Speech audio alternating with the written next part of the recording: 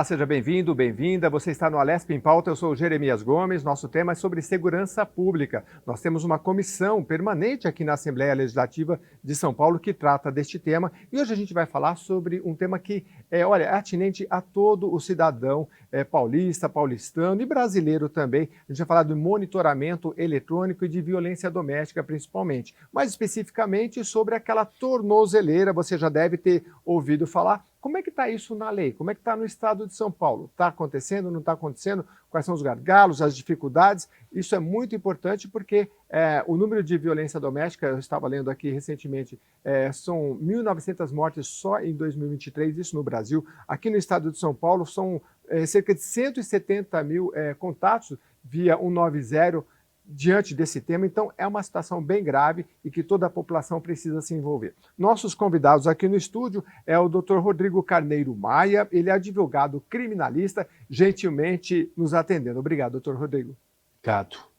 E com a gente também, capitão Cauê Felipe Mascarenhas. Capitão é chefe da seção de treinamento e qualidade do Copom, Centro de Operação da Polícia Militar. Obrigado, capitão Cauê, por nos atender. Obrigado, senhor. Obrigado ao Dr. Rodrigo e a todos os telespectadores. Obrigado pela oportunidade. Eu vou voltar aqui com o Dr. Rodrigo. Dr. Rodrigo, vamos colocar para a população, primeiro, juridicamente, como é que está essa questão? Nós tivemos aqui na casa uma iniciativa do deputado Luiz Turco, aqui no âmbito estadual, para falar do monitoramento, mas a gente sabe que isso também é uma competência federal. Como é que está se tratando nesse tema do monitoramento eletrônico, tornozeleira no estado? Pois não. O tema monitoramento eletrônico, a gente pode fazer um recorte no que tange aos crimes afetos à Maria da Penha, mas ele é utilizado pelo magistrado como uma medida alternativa à prisão nas suas modalidades da lei do Código de Processo Penal. Então vamos fazer um recorte na prisão preventiva. Ou seja, se o indivíduo é acusado de um crime, o magistrado pode dar-lhe uma benesse legal para que ele responda em casa e não preso. Só que isto tem que ter um controle, e o único controle que a lei e a jurisprudência e a doutrina, com as alterações legais sucessivas, viram que seria pertinente através de um monitoramento eletrônico. Mas são requisitos legais. Ele não pode ser reincidente, ele não pode ser um perigo à sociedade, um criminoso contumaz, e na Maria da Penha não é diferente. Apesar de ser uma lei que a doutrina e os estudiosos do direito entendem que ela é mais endurecida, e é um pensamento meu, na prática jurídica, que funciona no país, e notadamente no nosso estado de São Paulo, a tornozeleira eletrônica colocada ao acusado, ela tem um monitoramento eletrônico 24 horas por dia. E este monitoramento, obviamente, tem que ser submetido às autoridades. Polícia, militar, Ministério Público e o juiz. Nesta linha de acontecimentos, eu já vi que quem determina a possibilidade de uso é o juiz de direito dos foros regionais e centrais criminais do estado de São Paulo. Ou seja, se o juiz permite a faculdade do acusado estar em casa respondendo a um processo, consigne-se isso, não é uma benesse que ele não responda à imputação criminal, seja do Código Penal ou seja da Lei Maria da Penha. Ele vai ter esta pecha, ele vai ter que usar a tornozeleira em dias de calor, em dias de frio, aos finais de semana, feriados, Natal, Réveillon, e tem que usar. E o controle fica justamente com a Polícia Militar do Estado de São Paulo. Só uma rubrica, se me permita, nós estamos trabalhando com a possibilidade de haver a tornozeleira. E muitas vezes nós não temos esse instrumento eletrônico à disposição do Estado. Esse é um outro aspecto importante que a gente vai tratar também, mas só para dentro da definição da lei. A tornozeleira, então, pelo que o senhor está me falando, não é só para o que juridicamente acho que é afastamento de corpos, né? O agressor ele poderia continuar no mesmo ambiente ali na família usando a tornozeleira. São essas situações. Ele pode, para ele não chegar perto da mulher agredida, por exemplo, ou ele pode ficar na mesma casa usando a tornozeleira? Não, a tornozeleira eletrônica ela impõe um afastamento cautelar que não é a prisão, mas tem um afastamento que é colocado por metros, muitas vezes perante o juiz de direito. Então, afastamento de 200 metros, 300 metros. A tornozeleira não permite que ele chegue perto da residência da vítima. Então não adiantaria nada ele ter tornozeleira e morar o quarto do lado. Ah, então é para o caso de afastamento Afastamento de corpos. do local físico. Então, por exemplo, se eu estou com uma tornozeleira eletrônica e tenho contra mim um título executivo, que é um despacho, uma decisão judicial que me impede que eu aproxime 400 metros do local da ofendida, se a gente trouxer essa discussão para o interior de São Paulo, onde há casas, ou São Paulo, casa, fica fácil entender. Ele tem que distar 400 metros do portão. Se ele desobedecer, a lei também impõe Como política criminal é muito boa, né, doutor? Porque assim, é difícil para a polícia fiscalizar se está chegando um por um de cada caso. A gente citou os números aí, são extremamente alarmantes, quase 200 mil, né, que acionaram a polícia militar por conta aí de violência doméstica, né? É muito bom. Acho que em outros países se utiliza, né? Agora o Brasil precisa dar um pouco mais de eficácia na prática, é isso, né, que a gente percebe. É isso, e eu volto ao que eu disse. Não só os outros países usam o famoso monitoramento eletrônico, cujo pagamento é pelo acusado. Temos vários casos mundiais bastante conhecidos, casos de crimes financeiros, e é isso que eu quis dizer. O monitoramento eletrônico ele é alocado em outras imputações do Código Penal e da legislação extravagante. Certo. Crimes financeiros, por exemplo. O que se põe são requisitos objetivos da lei. Mas o grande problema é a gente trabalhar com a existência do equipamento no estado de São Paulo. A polícia militar, ela trabalha com possibilidade, existindo o equipamento, e ela fará o monitoramento com toda a sua expertise e cumprindo as normas de regência. Mas é uma grande dificuldade. Você cumprir, tem que tê-la. E pelo que se sabe, tem notícia, não tem o suficiente. Entendi. E muitas vezes você precisa buscar em outro órgão judiciário a obtenção. Mas funciona, é eficaz, e o único trabalho é a troca da pilha. E se não houver a troca da pilha, o seu desligamento ou mau funcionamento também é imputada a culpa a quem não zelou pelo instrumento. Muito importante. A gente vai entender melhor com o capitão Cauê. Capitão, obrigado novamente pela presença. Como é que está na prática? E eu queria que o senhor pontuasse também quando que no estado de São Paulo, porque a lei é lá de 2006, depois ela foi aprimorada em 2018, né? Dá um pouquinho primeiro essa linha do tempo para a gente. Essa temática é muito relevante, né? Essa discussão é muito relevante porque para a gente chegar a uma solução, né, favorável para a sociedade, envolve diversos setores da sociedade, né? E o Estado, através de uma iniciativa, né, inédita, junto à Secretaria de Administração Penitenciária, possibilitou, né, essa dinâmica hoje que estamos vivenciando. Como o doutor disse já, né, antes de entrarmos no ar aqui, os reflexos, né, nocivos, né? Todo crime, ele causa um impacto na sociedade, né? Sim. Só que alguns, e aí vamos estar o crime e a violência doméstica e familiar, contra a mulher, ela tem uma relevância muito grande, né? E diante desse cenário, o Estado, né, ele vendo a possibilidade de gerar uma camada a mais de segurança a essa mulher, né, já fragilizada, iniciou aí tratativas junto à Secretaria da Administração Penitenciária, e hoje, né, temos essa medida inédita, né, que estamos tendo resultados fantásticos, né? Ela se iniciou em setembro do ano passado, setembro de 2023, e toda a estrutura ela foi iniciada aí com a Secretaria da Administração Penitenciária. Então as tornozeleiras elas estão sendo utilizadas ainda da Secretaria da Administração Penitenciária. A Secretaria de Segurança Pública está em processo de aquisição. E lá em 2000, né, o ano passado, a gente iniciou aí junto ao Copom, né, como órgão central aí junto ao CICC, né, e hoje nós estamos com 56 acompanhamentos, 56 autores, né, do crime e da violência doméstica familiar, que foi aí de acordo com uma decisão judicial, né, ele teve essa medida restritiva da tornozeleira, então estão sob fiscalização. E até o momento nós tivemos a grata satisfação aí de evitar mortes, né? Porque a gente sabe que esse fator da violência, infelizmente, tem em algumas situações mais extremas aí esse condão, né, do autor causar a morte, né? E já tivemos 36 autores conduzidos, né? Então, concretamente consigo falar para o senhor aí, para todos que nos assistem, 36 aí vidas salvas e 10 ainda permanecem presos. Por conta desse descumprimento. O objetivo é óbvio, é nós avançarmos, né? Há uma série de de medidas estruturais ainda a serem melhoradas, estamos avançando. Pois não. Desculpa, eu queria saber como que é o treinamento e como que é o monitoramento Primeiro, antes até, porque a população tem muito, acho que é muita curiosidade. A tornozeleira em si, como é que é o material dela? Porque a gente olha na televisão e não sabe, né? Aquilo, a pessoa fica... Ela pega uma boa parte da perna, né? Mas assim, a pessoa consegue até esconder que se está com uma calça e tal, né? Mas basicamente é isso. Ela tem um processo de monitoramento, acho que não sei se é por GPS, enfim, né? Fala um pouco desse monitoramento e do treinamento da polícia também. Ok.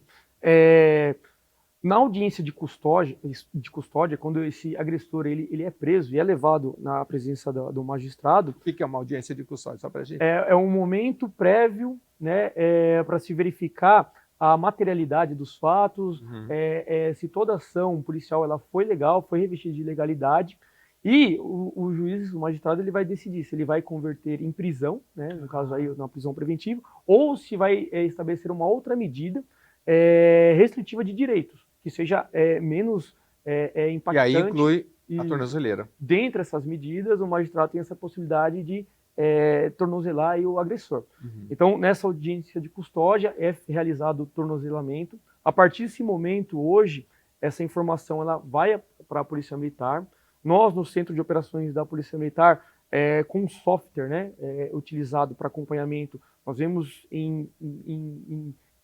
imediatamente, né, o local onde esse indivíduo já se encontra. Na própria audiência, no fórum, se o juiz determinar, a polícia já vai lá e já coloca a tornozeleira. No próprio fórum. Que ali ele já está monitorado. E a partir daí, nós começamos e realizamos esse monitoramento. Aí eu vi a Copom, eu fui no Copom uma vez, eu vi um monte de câmeras. É por ali? Como é que funciona? Tem um sistema...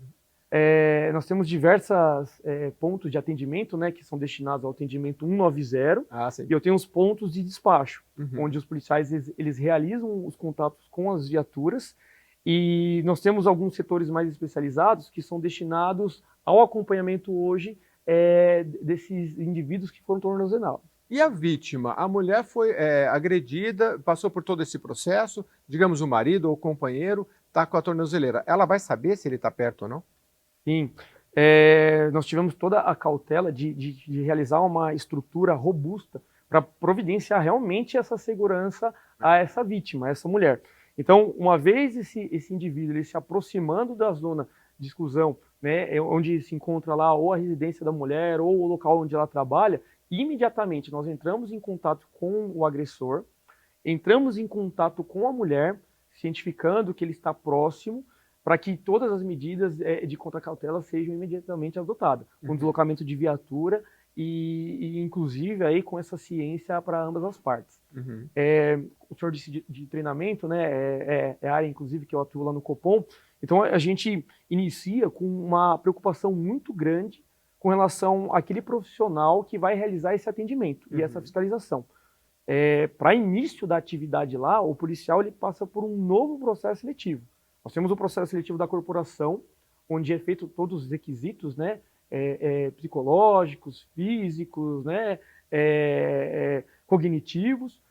E aí, uma vez ele formado, policial militar, já para ele ingressar no Copom, ele passa por um novo processo psicológico, que inclui, além das capacidades psicológicas, a capacidade de interação com essas vítimas, a capacidade cognitiva de lidar, né, especificamente com casos extremos. Aí, essa é a primeira etapa. Uma vez ele selecionado, ele obrigatoriamente ele passa por um treinamento. Inicialmente de formação e depois de aprimoramento. O de formação a gente começa com 1 mês. Então ele passou, esse policial ele tem a vontade de servir no Copom. Ele passa pelo processo seletivo. Aprovado e movimentado para o Copom, ele fica durante 1 mês em treinamento, onde são verificados vários aspectos técnicos, de uso de ferramenta, de atendimento à sociedade, de atendimento às pessoas que têm esse grau maior de vulnerabilidade. E aí a gente tem uma temática específica, no caso das mulheres. E a partir daí, após esse treinamento, ele começa a operar. Estando em operação, ele passa semanalmente por instruções e ainda durante pelo menos 3 meses ele fica sob a condição de estágio. Só para então ele ter realizar a atividade de forma direta Que interessante, contínua. é bem treinado. Doutor Rodrigo, eu fico imaginando aqui que para o agressor também é importante, porque a justiça pode monitorar a conduta dele, então realmente ele não se aproximou daquela pessoa, e muito relevante também a questão prática, porque se você tem um agressor que você ainda está, o juiz está numa situação, eu prendo ou não prendo, né? O monitoramento eletrônico é um viés importante ali, porque às vezes levar para direto para a prisão, enquanto ainda está, o processo ainda está andando, muitas vezes você não sabe também, você vai apurar se a conduta daquele agressor, né? Então acho que é muito importante e interessante para a sociedade como um todo, né? Porque você tem digamos, um meio termo, né? Sim, mas o fiel da balança é que grande maioria dos casos, as imputações iniciais ao investigado na crime Maria da Penha, ou qualquer outro recorte criminal, ele não é conferida de primeira vez e nem será de última o monitoramento eletrônico. Dependendo das imputações alocadas, inseridas pelo delegado de polícia civil, que vai receber a investigação, submetendo ao promotor de justiça e ao final o juiz de direito, não é oportunizada o monitoramento eletrônico como medida alternativa à prisão. Então, o que eu quero deixar bem claro aqui é que não é sintomática a imposição dessa possibilidade jurídica. Se você tiver um carregamento de 3 imputações, vou dar um exemplo. Injúria, lesão corporal. Injúria, lesão e Maria da Penha, o próprio juiz, pelo número de situações criminais colocadas, não vai impor o monitoramento eletrônico. O que você quer dizer com isso? Eu quero dizer que ele fatalmente responderá um tempo preso, porque a lei ela visa proteger a parte hipossuficiente. Obviamente que estamos num estado, uma situação moderna em que os valores entre homens e mulheres são iguais, mas a lei veio lá atrás para dar uma possibilidade extra de proteção legal às mulheres. E eu posso adiantar que hoje já é uma equiparação de proteção da Lei Maria da Penha, não somente a casais. Existe isso para casais homoafetivos, existe para relações de coabitação entre irmãos, entre namorados. Então, a benesse da tornozeleira, voltando à pergunta inicial, muito bem feita, é que não é de todo colocado como regra. E para colocar aqui, eu vou discordar aqui com meu amigo, não tem para todo mundo. O rapaz que está acusado de violência doméstica não tem o número, nós temos um número diametralmente oposto de situações que poderia ser colocada a tornozeleira e o número de tornozeleiras à disposição do Estado. Esse número não fecha. O que a Polícia Militar faz com excelência é buscar meios de cumprimento dela existir. Só que isso é um custo, impõe licitação no Estado, não é tão simples. Então, é aí o dilema. Segundo, já que não tem a tornozeleira, o que eu faço com o sujeito? Ou o magistrado impõe a prisão preventiva, de modo a afastar 100% do convívio com a vítima e da sociedade no todo. O importante não é tirar só da vítima, obviamente que a vítima é direta, mas a vítima indireta somos todos nós, daquele que está acusado. Ou colocá-lo em casa, mas como em casa com a vítima? Então é uma legítima escolha de Sofia que a lei colocou. Ou põe a tornozeleira, que o Estado não tem o suficiente, ou põe domiciliar, ou põe na rua. Então, como via de regra, e não existindo a tornozeleira eletrônica, você impõe o afastamento por metros. Não pode passar na casa do sujeito. E, infelizmente, eu estou trazendo essa discussão aqui, nesse rico debate, que não é uma regra geral, não tem mesmo número suficiente de tornozeleiras à disposição. Seja do Estado, seja da SAP. Se a gente colocar o número de casos novos, que eu aprendi aqui antes da gente entrar, os números são alarmantes, notadamente em feriados, em que há uma disposição direta de convivência. É um secar-gelo. Isso no mundo todo é o que se usa mais, a tornozeleira, não tem nada de bracelete, nada. A tornozeleira acho que é o que se convencionou, né? Que eletronicamente é o que se usa mais. Entendi. Agora, capitão, me parece que o gargalo é justamente no número e não é só o estado de São Paulo que enfrenta, né? A gente já viu na mídia aí questões salvo engano, no Nordeste, que o cidadão tinha que ser preso e não tinha a tornozeleira, e aí o juiz é obrigado a tomar alguma outra medida, ou prende, ou é domiciliar, e aí tem a vítima, tem toda essa questão, né? Mas é um trabalho árduo no que tange ao treinamento e ao preparo da polícia, está se encaminhando. Sim, estava em conversa com o doutor e a gente está ainda sobre uma questão de projeto piloto. Certo. Então, hoje, iniciamos em setembro do ano passado, em setembro de 2023. Então, o projeto piloto ele é exatamente para isso. Estamos ainda aferindo a viabilidade, a dinâmica de fiscalização, os métodos, né, mais eficazes de realmente proteger aí a vítima, de termos uma efetividade nas nossas intervenções. Então, a partir do momento que vai se construindo, né, e vai se robustecendo esse projeto piloto, obviamente que o Estado ele vai se movimentar nesse sentido. Então, a Secretaria de Segurança Pública está em processo de aquisição, né, estamos aprimorando esse projeto que ele se encontra, né, hoje num status bastante satisfatório em termos de eficácia.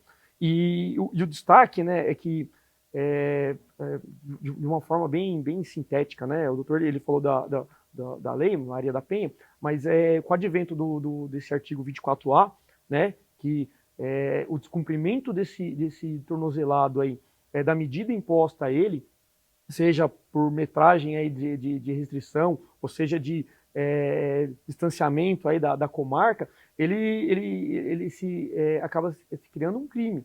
Então, a pessoa, o descumprimento dessa medida, eu acabo efetivando o cometimento de um crime. Então, a prática de um crime é autônomo.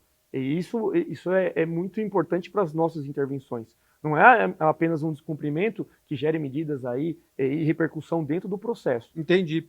A gente vai para um rápido intervalo, mas é só para deixar um gostinho aí para o próximo intervalo. Interessante o que o senhor falou, porque assim, a tornozeleira, o doutor explicou, Rodrigo Maia explicou bem, que é só em certas medidas, lógico, se você já é reincidente e outras medidas que a justiça avalia, não vai poder. Tem essa questão do gargalo, de não ter o suficiente, e se você, por exemplo, estiver usando uma tornozeleira, não arrancou, tirou, saiu da comarca, você comete um crime e aí vai agravando a situação. Então, é bom a gente entender. Agora, muito importante, porque a questão da Lei Maria da Penha é muito tratada aqui na Assembleia Legislativa, são muitas as iniciativas nas comissões, nas frentes parlamentares, por isso que a gente traz esse debate aqui para enriquecer e que a população participe também, porque é todos trabalhando junto, verificando os melhores caminhos para que a gente possa oferecer a melhor segurança para todos. Eu vou para um rápido intervalo e volto já.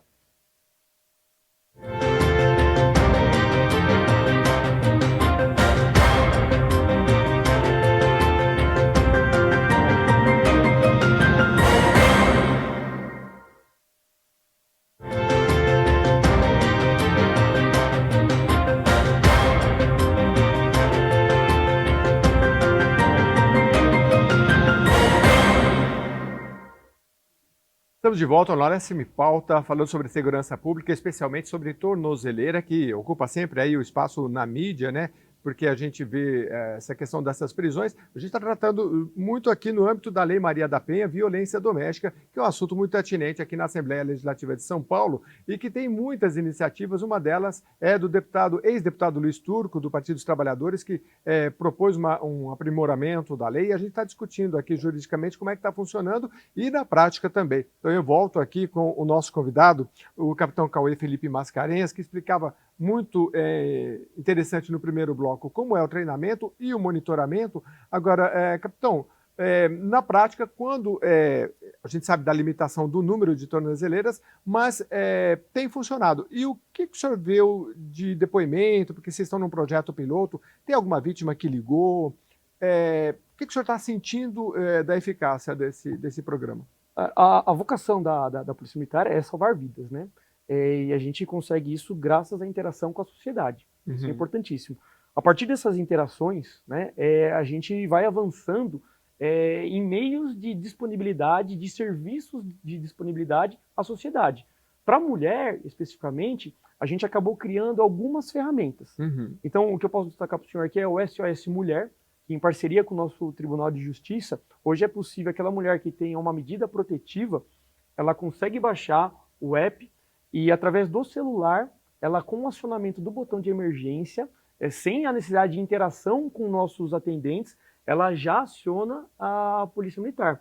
Isso já cai direto na tela do nosso despachador, que vê de forma georreferenciada, e a partir daí a gente já despacha uma viatura para atendimento. Interessante. Além do SOS Mulher, eu posso destacar para o senhor o nosso app de atendimento, né, SP190, em que eu tenho também lá a violência doméstica e familiar também como uma das possibilidades de acionamento, que não há necessidade dessa medida protetiva, né, do Tribunal de Justiça, então para qualquer um da sociedade, inclusive já serve como uma medida de ciência a toda a população. Temos o 190, né, o famoso 190, em que pese toda a nossa operação ser treinada e habilitada para atender todos os diversos tipos de ocorrências e necessidades emergenciais da nossa sociedade, nós temos um treinamento específico, especializado, para que o nosso agente ele consiga identificar situações em que a solicitação ela não seja de forma objetiva e direta. Circunstâncias em que o nosso solicitante, as mulheres, ela tenha numa situação lá de trauma, de agressão, de um pedido de socorro, ela consegue de forma dissimulada nos acionar. Então, por exemplo, no 90, quando ela faz lá o pedido de uma pizza, o nosso atendente ele já está treinado para que ele já consiga, através de informações esparsas, né, ou de um açaí, ou amiga, tudo bem? Como você está? Ó, aqui da Polícia Militar. Ah, não, é isso mesmo. A partir daí, os nossos agentes, né, os policiais militares e civis que atuam no Copom, eles têm essa capacidade. Um código do tipo, a polícia, não sei se funciona assim, mas a senhora está sentindo, a senhora está sendo vítima de agressão familiar? Ah, eu quero pizza de tal. Sim, diga sim ou não. Então, né, dá para fazer um diálogo assim, meio que em código. Porque naquele momento de violência que a pessoa está passando, isso pode salvar a vida, né? Isso ele vem reforçar, né? O CNJ, nos idos de 2019, se não me engano, ele teve a medida aí bastante assertiva e interessante aí do sinal vermelho, né? Então, a partir daí, a gente foi aperfeiçoando, né? As nossas põe na mão, né? Um sinal. Isso. E, além dessa questão de treinamento e habilitação, nós temos nossos sistemas tecnológicos. O nosso atendimento hoje do 90, ele segue uma perspectiva, né? Ele tem critérios estabelecidos no próprio sistema. Então, é chamado árvore de decisão. A partir do momento em que eu tenho determinadas ocorrências, o nosso agente ele é guiado por um sistema de perguntas e respostas adequadas a cada tipo de ocorrência. E a Maria da Penha, ela tem um destaque lá de acordo com os tipos de necessidade. Doutor, capitão, a gente liga no noticiário, a gente vê perseguições, vê roubos, aquilo que é midiático.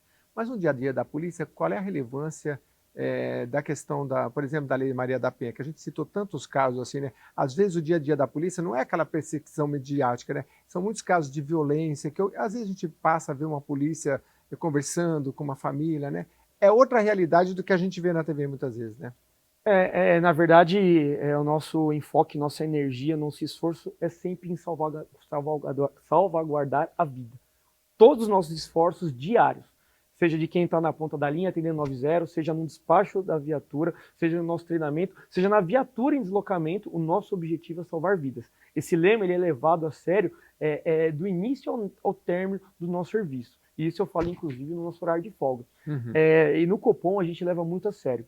A gente tem um sistema de compliance que através de monitorias, eu acabo analisando tudo que é feito pelos nossos agentes. Então, desde os contatos com a viatura, desde o nosso acionamento 90, então isso serve para a gente criar uma métrica de trabalho onde eu estabeleça continuamente melhoras e sempre focado nisso, em salvar vidas. A nossa vocação é salvar vidas. Lembrando ainda, né, que além desses serviços disponibilizados à sociedade, eu tenho ainda a Patrulha Maria da Penha, que são equipes, né, que atendem in loco lá a sociedade, na viatura, em que tem a expertise, né, tem o conhecimento, o treinamento adequado para atender essa mulher em situação de legislação criada aqui, iniciativa aqui na Assembleia Legislativa, iniciativa parlamentar. Doutor Rodrigo Maia, Qual é o cenário ideal? Eu sempre gosto de traçar um pouco de um cenário ideal para a gente ter uma visão e correr atrás, né? Precisaríamos de muito mais tornozeleiras. Não sei se mais 100, 200, 1000, quantas, né? Porque o senhor deixou bem claro que não é para todas as situações, mas nas situações em que elas são devidas, elas salvam vidas e são muito eficazes, né? Qual é o cenário que a gente pode ver no próximo ano, daqui para frente, como política pública, para a gente ter nesse instrumento mais eficaz? Porque a gente vê que a polícia está se preparando, o projeto aqui do governo do estado é interessante, mas precisa avançar, né? Precisa. Se a gente pensar, o avanço legal das legislações já vão ao encontro de não tornar, para começar, a prisão é exceção. Ah, mas eu falo, prisão é exceção, é assim Estado Democrático de Direito. Independente da conduta, Maria da Penha ou outra, um homicídio, a prisão é exceção legal. E para que ela seja efetivada, hão de haver os requisitos da lei, do artigo 312 do Código de Processo Penal. Prisão preventiva é quando oferecer risco, lá estão os requisitos legais, que não permitem que o juiz inove. Então, se houver o cumprimento, prende. E a lei está vindo desde a época das alterações de lei de drogas, permitindo que haja composição, vamos chamar assim, de meios de evitar a prisão. Um deles são as medidas alternativas ou cautelares alternativas à prisão. O próprio nome já aduz a ideia do legislador do que quer. Vamos evitar mais e melhores prisões, se a gente pode chamar, assim, só com forma de discurso aqui para entender. Prender quando necessário e não prender quando a lei permitir que não o faça. E um meio é o monitoramento eletrônico, que significa eu vou te dar uma oportunidade de não ser preso e cumprir as exigências que a lei assim impõe. Quais sejam? Recolhimento noturno. Então, não é dizer que haja um monitoramento e ele pode sair, ele não pode fazer um exame aos sábados sem que o juiz das execuções criminais assim defira. Então, ele está sim monitorado, ele está sim com uma reserva de locomoção e o seu descumprimento, a força do Estado é iminente. Só para deixar claro esses requisitos, por exemplo, à noite sempre é limitado? Não pode sair à noite quando está com a Não, tornozeleira? após 18 horas, recolhimento domiciliar obrigatório noturno. Entendi. E se ele precisar sair de cidade, tem que pedir para o juiz? Ele tem que pedir autorização para o juiz. Entendi. O pernoite fora da comarca, ou fora do distrito da culpa, como se chama na lei. Então, se eu estou sendo acusado no foro de Perus, estou com monitoramento eletrônico.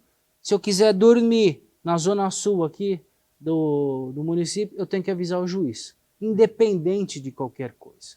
Isso vai pela boa fé, repito, é uma oportunidade ao acusado de não ser levado ao cárcere. Então, o mínimo que a lei impõe é que ele cumpra ipsis literis os requisitos. Vou citar um caso, por exemplo, de pensão alimentícia, que a gente sabe que no Brasil também se prende, né? Então, se for parado por uma viatura e, de repente, constatar lá que ele está devendo pensão e tem uma ordem judicial, ele vai preso. Me parece, eu não sei, talvez vocês podem falar melhor, que não sei se é uma prisão comum como qualquer outra. Parece que na delegacia, aqui em São Paulo, tem uma delegacia específica, alguma coisa assim. Mas, de qualquer forma, chega um momento que aquela pessoa tem que ficar presa mesmo, vai para um presídio comum. Nesses casos, talvez um monitoramento eletrônico seria viável também, né? Sim, porque não é um crime que, lógico, é grave, mas não é um agressor que tem um peso tão grande para a sociedade como um homicídio, por exemplo. Né? Sim, só que a prisão de alimentos, ela tem a possibilidade, ele é preso, fugindo um pouco daqui só para deixar claro, ele é preso por se desonerar ao pagamento obrigatório de alimentos ao menor. Então o alimentante descumpre uma possibilidade que o Estado lhe dá, não cumpriu, e ele se desonera no pagamento, ele tem que ser recolhido preso. Então a tornozeleira não é uma forma automática, existem possibilidades que ele simplesmente não lhe cabe a prisão. Ah, correto. E como bem dito aqui, pelo capitão, a Lei Maria da Penha, ela traz um plus para piorar a situação, já que a lei te dá uma possibilidade. Qual é? Descumpriu, pelo artigo 24A, certo? Que a gente discutiu, o juiz ele te impõe uma nova imputação. Então o que quer dizer isso, trocando em miúdos? Eu estou monitorado de forma eletrônica pela justiça. eu vou e descumpro e vou ao encontro da minha companheira para falar qualquer coisa. Apita, a polícia militar vai verificar que eu descumpri. Eu vou ser levado a um distrito policial. O delegado vai redigir um boletim de descumprimento da Lei Maria da Penha. A própria Lei Maria da Penha tem um dispositivo legal no seu artigo 24A que coloca: a quem descumprir será iniciada uma nova investigação. Então veja, o sujeito ele está investigado pela Maria da Penha, ele descumpriu esse acordo com o Estado de que ele não iria se aproximar, ele se aproximou. Então ele vai responder também por esta aproximação, pelo descumprimento do compromisso com o Estado. Então ele já sai daí com duas situações jurídicas. Por isso que lá no primeiro bloco, primeira conversa que a gente teve aqui, eu disse que dependendo do número de situações criminais impostas ao acusado, mormente nesse caso, ele vai ser submetido a uma audiência de custódia. O juiz vai falar: mas peraí. Você estava em monitoramento, você descumpriu o monitoramento, você se aproximou da vítima, sua ex-companheira, ela apertou o botão, a polícia te pegou em descumprimento, agora você vai ser investigado e, se possível, condenado, acusado, com os direitos de contraditório, ampla defesa, pelo descumprimento dessa medida. Então ele já está com 2 problemas criminais. Não preciso dizer que o terceiro não vai permitir que ele tenha o monitoramento, quiçá o segundo, já que ele não teve no primeiro. Então é bem delicado isso. Esse descumprimento com o Estado é implacável. E as forças de segurança, o Judiciário, o Ministério Público e a Polícia têm agido de forma, e digo desse lado do balcão como advogado, todos os tribunais daqui de Brasília, o descumprimento de Lei Maria da Penha é implacável a manutenção da prisão. Uhum. Muito bem. A gente sempre cita aqui, inclusive tem várias leis de iniciativa aqui da casa, por exemplo, da obrigatoriedade nos condomínios, do próprio condômino e por meio do síndico, denunciar qualquer tipo de violência doméstica.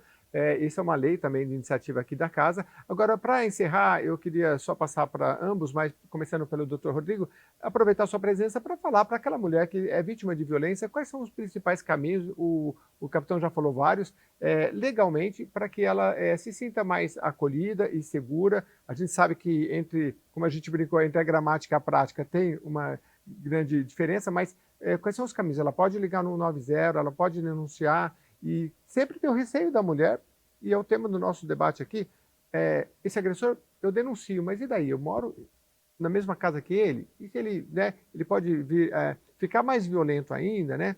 Então eu queria aqui, para finalizar, qual é a orientação que o senhor dá, principalmente para a mulher e para as famílias que são vítimas de violência e que têm que ver aí na segurança pública o principal caminho, lógico, psicológico e todos mais, social, mas em relação à segurança pública. Pois não.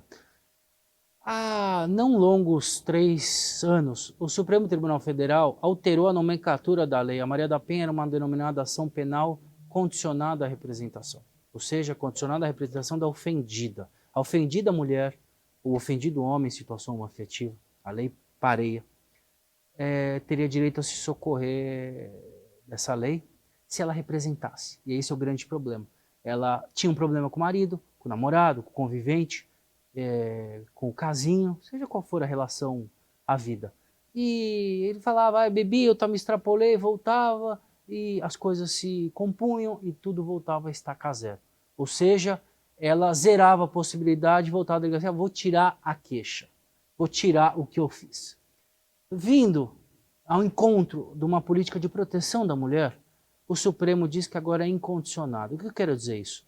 Que as delegacias do Estado possuem delegacia de defesa da mulher, as famosas DDM, com atendimento, eu não vou dizer que é 100%, porque o Estado é muito macro, mas tem um atendimento personalizado para proteger a vítima, para dar um atendimento pessoal, personalíssimo. Tem atendimentos psicossociais, psicólogos nas delegacias, justamente para dar esse conforto, uma situação de total vulnerabilidade. Ou seja, a lei tirou a responsabilidade dela representar criminalmente e passa ao Estado na figura do Ministério Público, que é quem cuida, vamos assim chamar, de processos criminais deste jaez e de outras todas que existem na nossa lei. Então, o conselho, se é que eu posso ousar em falar isso, mas como advogado, nunca hesite de procurar polícia militar, polícia civil no registro de ocorrências, tem delegacias próprias que funcionam em todas as grandes regiões de São Paulo para exatamente isso.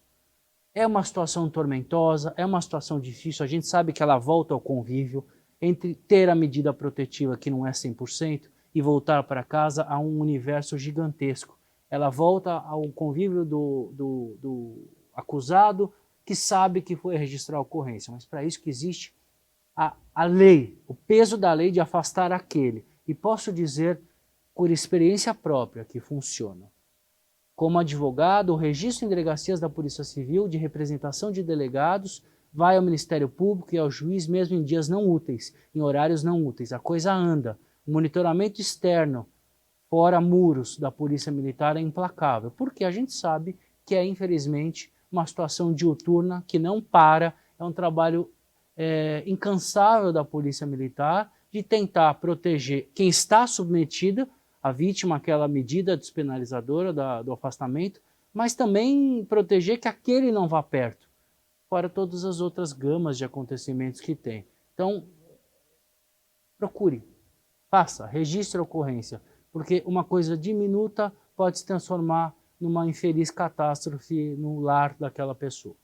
É aí que a gente acaba vendo registrado. Bom, capitão, por favor, com as suas palavras finais, o senhor já deu um amplo leque aí de possibilidades para a mulher vítima de violência, que é mais o foco do nosso debate aqui, mas, por favor, é sempre bom ter a Polícia Militar aqui, porque naquele momento difícil, é a quem a gente recorre, né? E tem várias pesquisas aí que vê na Polícia Militar um dos principais órgãos públicos de confiança da população. Obrigado pela oportunidade mais uma vez. É um problema conversado aqui multifatorial, depende de vários segmentos da sociedade para a gente resolver, mas avançando nós conseguiremos. Tem que ter um destaque muito grande, porque o crime ele não se consubstancia somente na agressão, né? É o que está mais claro para nós, mas ela tem também a questão da agressão sexual, que muitas vezes não é vista, tem a questão moral, né, daquele assédio moral, da agressão moral e ainda econômica. Sim, né? Essas são sintomas, né, ou consequências, né, de um crime em que muitas vezes não é visto. E aí trabalharmos forte com a conscientização. E isso aqui ele serve para isso. A gente, né, vamos colher frutos com relação a isso e vamos avançar cada vez mais. Isso já posso falar para o senhor, porque no ano passado, nós tivemos 178 mil acionamentos via 90 para denunciar crime de violência doméstica e familiar. Isso já é fruto desse trabalho da Assembleia, da polícia, né? Que as pessoas estão mais conscientes, né? Que elas podem denunciar. Porque antes nem essa denúncia não chegava, né? E a gente fica feliz como autoridade, como integrante da sociedade, porque aquela máxima que até então a gente ouvia, que em crime de marido e mulher a gente não põe a colher, hoje não. Passamos essa etapa e hoje sim é um problema da sociedade. A sociedade despertou para esse problema. Então, não hesitem, né, em fazer o uso do telefone 90, de fazer o acionamento da Polícia Militar, de denunciar, porque juntos nós venceremos. Claro, né, doutor, que denúncia sempre, uma falsa denúncia também é crime, então sempre muito embasado, né, essa questão do condomínio, né, você tem que saber, ouvi um grito, eu acho, não pode se achar, você tem que ter embasamento para você fazer uma denúncia, porque é uma coisa séria também, mas ao mesmo tempo não deixar de denunciar, porque as autoridades estão aí presentes para poder atuar, né, doutor, mas o embasamento é sempre importante. Não, com certeza, é que a gente não entrou na discussão das falhas. Tudo que é perfeito tem um imperfeito, e todo o veneno tem seu antídoto.